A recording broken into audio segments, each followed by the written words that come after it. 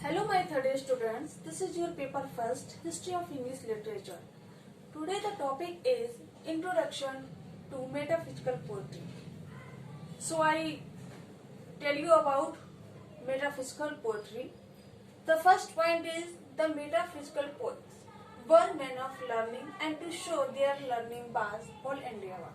सबसे पहले ये जानिए कि मेटाफिजिकल पोइट्स कौन होते हैं। मेटाफिजिकल पोइट्स होते हैं वो रिलीजियस होते हैं मोस्टली, जैसे कि जॉन डन जो है वो एक रिलीजियस पोइट है। उन्होंने मेटाफिजिकल पोइट्री, मेटाफिजिकल जो है उन्होंने सबसे ज्यादा अप्लाई किया है अपने पोइट्री में। सो हम इसमें देखते हैं कि मेटाफिजिकल जो पोइट्स होते हैं वो मैन ऑफ लर्निंग माने विद्वान होते हैं, और उनका जो मेन एम होता है, उनका जो वर्क होता है वो क्या होता है कि टू शो देयर लर्निंग, उनकी लर्निंग को शो करना ही उनका जो है अपनी लर्निंग को शो करना ही उनका मेन प्रयास होता है। उनका जो है भरसक प्रयास उसी में रहता है कि वो कैसे अपनी क्वालिटी को शो करें।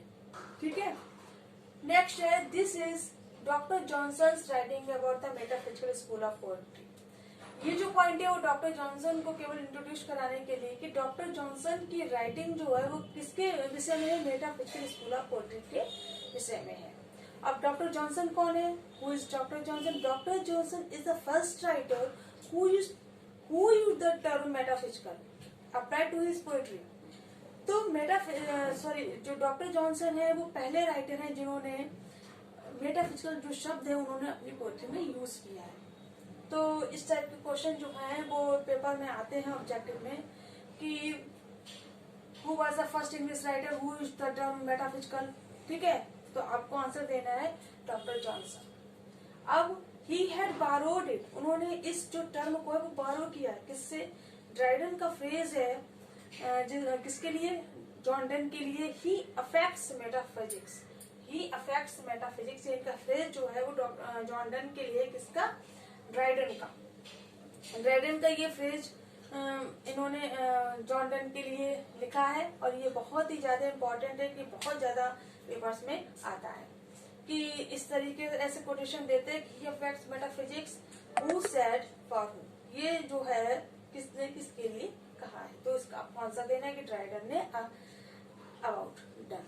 ठीक है, अब next the term metaphysical was thus applied to the poetry of John done.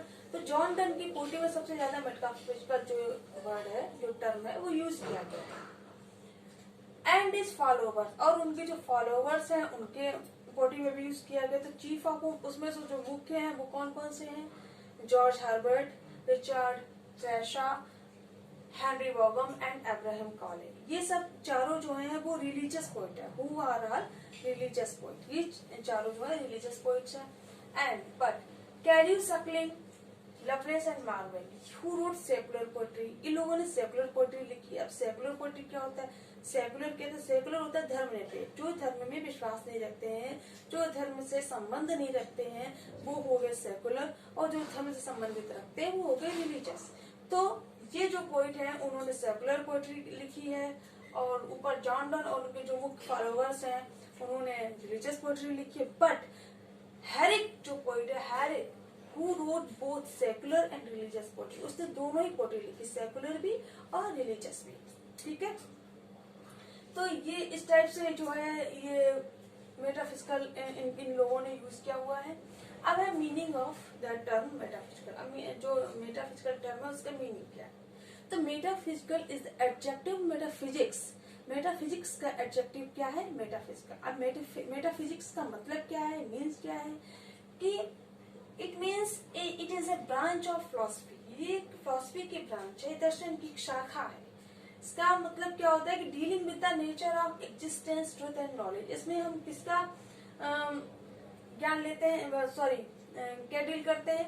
Knowledge, truth मतलब ज्ञान, और सच्चाई, और इसका जो अस्तित्व होता है उसको ही डील करते हुए ये जो है दर्शन की एक शाखा है। इन पॉपुलर यूज मतलब सबसे ज्यादा यूज में जो मेटाफिजिक्स का मतलब होता है मियर थ्योरी, केवल थ्योरी, और एब्स्ट्रैक्ट भाव। एब्स्ट्रैक्ट का मतलब जो भाव है वो अंदर से जो विचार है वो व्यक्त करता है।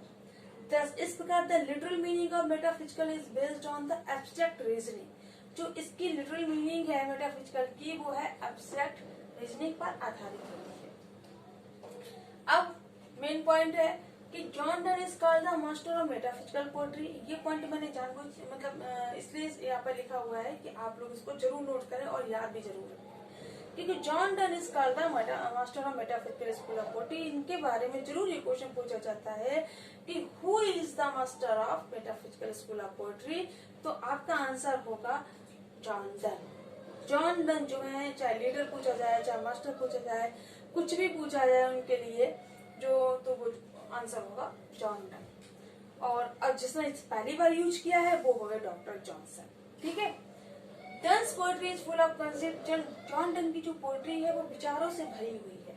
मतलब पूछ देते हैं कि who is the master of concepts, ये भी एक क्वेश्चन है, तो John Donne is the master of concepts. Doctor Johnson consider him to be, doctor Johnson ने जॉन डन को कंसीडर किया है द फर्स्ट पोइट, सबसे पहला कवि होने के लिए इन द वर्ल्ड, संसार में, इन समथिंग, कुछ चीज में।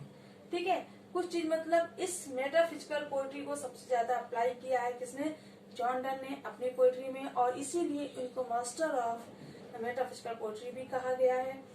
और ये मेटाफिजिक्स का मतलब है ब्रांच ऑफ फिलॉसफी। तो ये जो है मेटाफिजिकल जो पोइट्स है वो मैंने यहाँ पे पॉइंट आउट किए हैं, और बुक क्या है वो भी मैंने बताया। तो मेन जो पॉइंट है वो मैंने आपको यहाँ पे डिस्कस कर दिए।